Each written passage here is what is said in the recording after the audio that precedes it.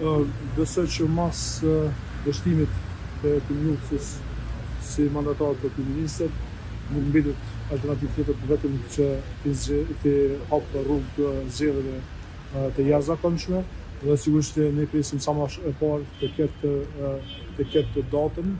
dhe sigurisht në bazë ligjit 30 ditë minimumi, 30 ditë domethënë deri në 45 ditë duhet të caktohet data e zgjedhjeve dhe ne besoj që ne si parti demokratike si nga gati qysh ka shpëtuar komisia. Është veçantë çdo moment ka njeriu të drejtën me ndryshu edhe mendimin, sigurisht është mirë mos me ndryshu parimin, por kur vazhdimisht shohim që ka arrogancë, shohim që vazhdimisht ka neglizhencë të kërkesave të qytetarëve dhe po shohim edhe sfundmi që ka viktimizim, edhe pse dihet botërisht është antiligjore forma e mundësisë e votimit të ligjit për buxhet. Por ju garantoj edhe tash që ne nuk do të lejojmë që këtu viktimizime,